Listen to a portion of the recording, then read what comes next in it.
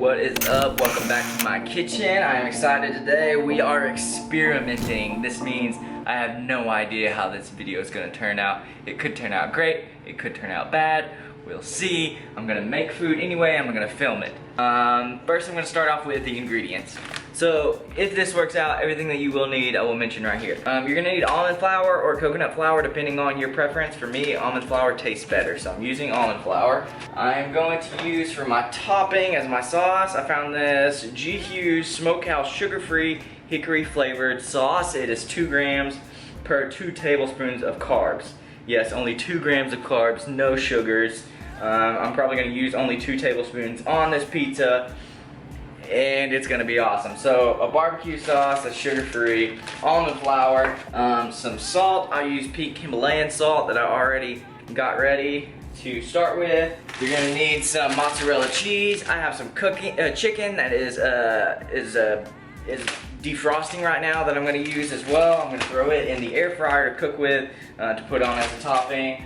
I'm also going to use bacon, and I'm going to use olive oil, and then some optional ingredients. I'm going to use onions and garlic also on the pizza to make finish off my toppings. But when it goes to crust and almond flour crust and fathead crust, most of the time you're going to see people mixing cream cheese with a lot of mozzarella and mixing it into a flour and then baking that. And that's good and all, but I'm gonna try something different. I also don't like the taste of a cauliflower crust. I still taste the cauliflower, it doesn't taste right. So this is what I'm gonna be doing. I had this kind of idea that yeast acts as a rising additive to dough, and it acts as a gummy sensitive to dough. So I am going to try this. Baking powder and xanthan gum mixed together into a pizza dough. We're gonna see if it works. Theoretically, I feel like it should. Xanthan gum is a gluten substitute, I guess. Basically, all fiber, 7 carbs, 7 fiber, so 0 net carbs in this. Baking powder also has no carbs. The most carbs that you're gonna be getting from this thing is from the almond flour, which is 3 grams per 2 tablespoons. I think we're gonna be using about a cup today. So yeah, really exciting stuff. I'm gonna get everything ready in a mixing bowl. All right, so let's start with making our dough. We're gonna take almond flour here. I had some leftover almond flour. It's like maybe 1/8 a cup. So we're gonna add that full cup serving of almond flour. And then I'm gonna add it as I go and then calculate it at the end to tell you the exact measurements of everything that I put in here. I usually use Bob's Red Mill for everything. Like I have their xanthan gum, I had their almond flour usually, but I didn't quite have their almond flour today. So all they had at Kroger was the Kroger brand, which it should be fine. But yeah, so we got our flour in there. Next we are going to add in salt. Add in about a tablespoon of salt. Alright, now we're gonna add about a tablespoon of olive oil into there.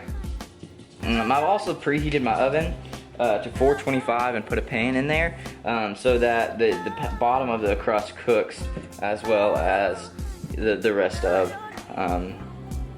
the crust is on top. So it's gonna be hot under there underneath.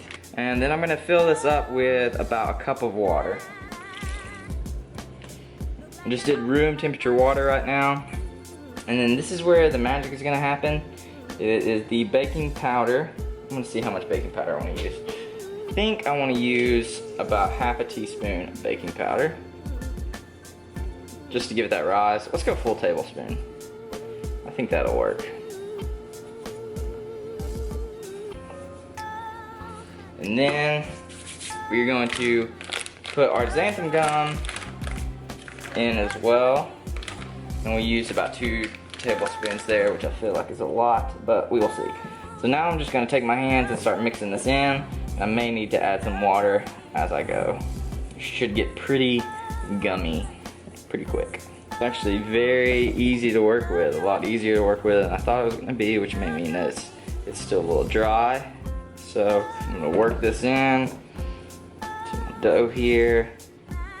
You know what? Let's add a little bit more water. Not too much more, just enough to where it starts being really sticky. Yeah, that's better.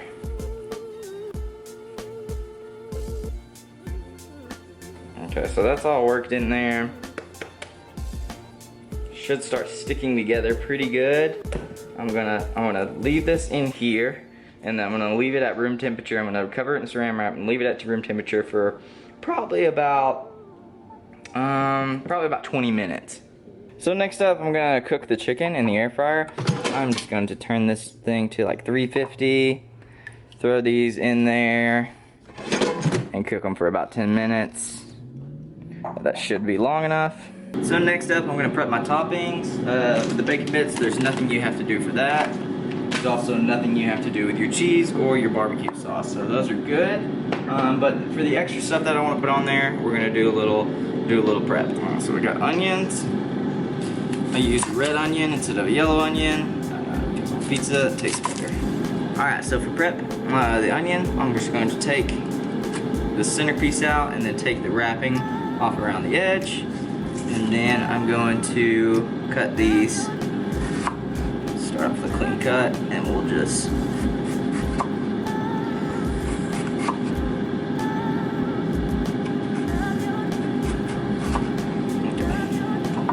So we're gonna get these nice spirals to put on our pizza. Next up, we're gonna do our garlic. For garlic, all you gotta do is just kind of hit that. So let's loosen it up. Peel away. Get to the clove. Now when pressing the garlic, I prefer to cut off the edges and peel away the paper-like coating that goes around it, because that's can get in the way of your garlic press and make it kind of difficult to press it out. And again, you don't have to add garlic onto your pizza, but I know that Molly really likes garlic a lot, and so do I, so definitely adding some garlic into the mixture there. Alright, so now we have our dough and it is ready. All of our toppings are ready, so might as well start on this thing. I'm going to take and add flour to this mat, and I'm just going to roll the dough in here and knead the dough in here until it is not sticky on my hands anymore. So, getting a nice dough here. Now, given that this isn't like flour that you're working with, like actual flour, and almond meal is a little thicker, you may have to work it in a little bit more than you would a typical dough. You see where it kind of separates. So we're gonna roll it. And then typically with a regular dough, I would just roll it out by hand. But since this dough is kind of different, I'm gonna take and lay some parchment paper over it and lay it out and roll it out flat. It's not sticky to the touch anymore, which I know that means it's good, but it still is kind of crumbly.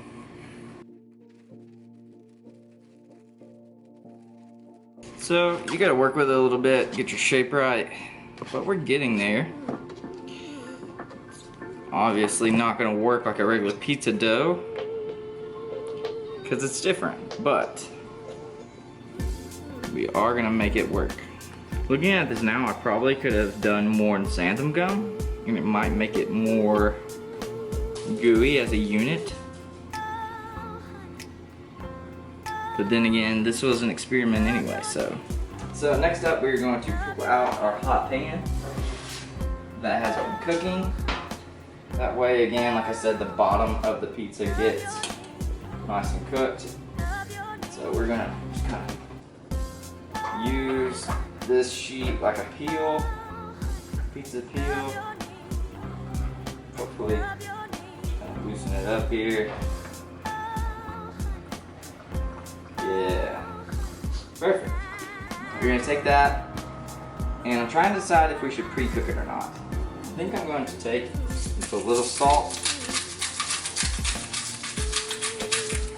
on this and pre-cook it for about 2 minutes, 2 to 5 minutes, just watching it. Just to make sure it gets good and cooked all the way through. Alright, so I know that my toppings are gonna cook really fast, but I don't know about the dough, so I'm gonna let it cook. We're gonna get those, go ahead and get those ready. I'm gonna chop up the chicken that I cooked. That is done, looks great. Gonna add that over there. And just chop that up to put on the pizza. But so far, we're looking really, really good. So I just pulled the dough out of the oven, and as you can see, it's got some browning around the edge, which means it's ready to cook. So I'm gonna do 2 tablespoons of barbecue sauce. Actually, you know what? We'll probably end up doing 3. Yeah.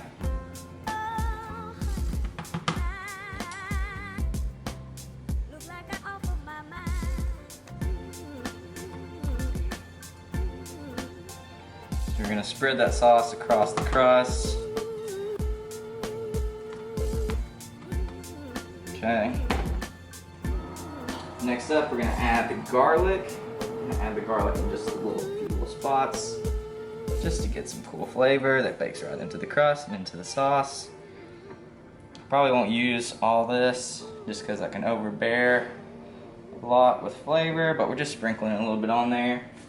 Next up, we're gonna do our cheese. We're using mozzarella. So we're gonna take the mozzarella and just run it around here. Thank Molly for being a camera woman today. Yeah, so just a good even spread of cheese. Next up, we're gonna do onions. So we're gonna do onions. Just sprinkle a few of these onions here and there.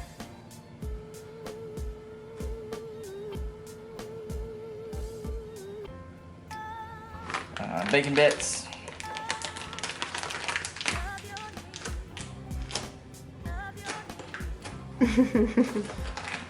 Alright, we got the bacon bits open. Gotta show your muscles. Yeah. So, bacon bits up next.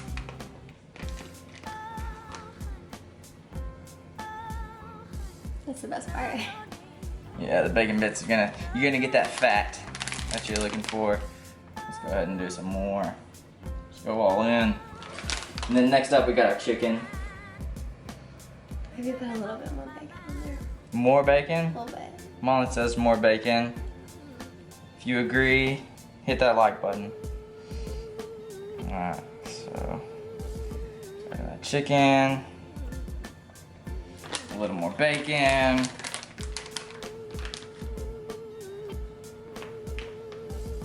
Well, that's a big piece. So do that, and then we'll add. That piece deserves a share. We'll add a little more cheese on top. You know what? I'm gonna do some more barbecue sauce too. Not too much, but just enough to drizzle it so it cooks into. Is it high in fat? Barbecue sauce? No, this is a sugar-free barbecue sauce that I found. Cool, where'd you find it at? I found it at Kroger. It is G. Hughes Smokehouse sugar-free barbecue sauce, hickory flavor. So you get that nice smoky undertones there. All right, we're gonna throw this back into the oven. And the pizza is done. Oh, it looks good.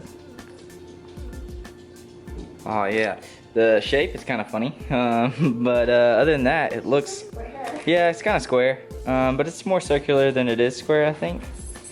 But yeah, I don't actually have a pizza cutter, so I'm gonna cut this thing with this knife, and we're gonna see how it tastes. Molly is doing the first taste test.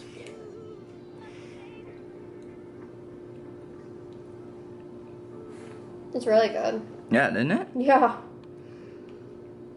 Yeah, this is really good. This is good.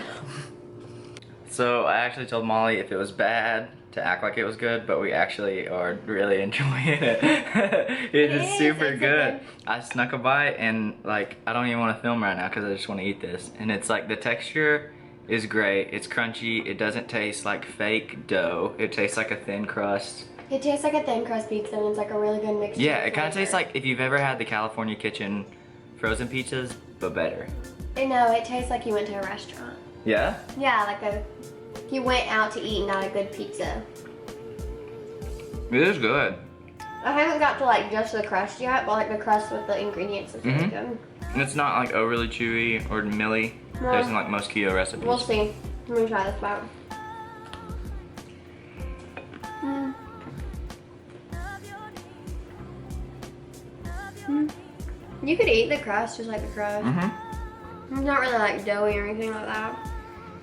I worry that was undercooked. I got a fat piece just now and it's really good. Yeah, it's really good. Yeah.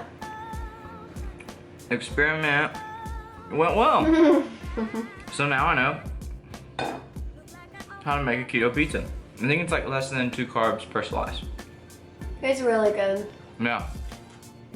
I hope you enjoyed this video. I'm gonna enjoy this pizza. It tastes like the pizza you cook at work. Yeah? I work at a pizzeria, so she wouldn't lie. But yeah, we're gonna eat this pizza. Thank you for watching. Really excited for how this turned out. See you next time. Bye.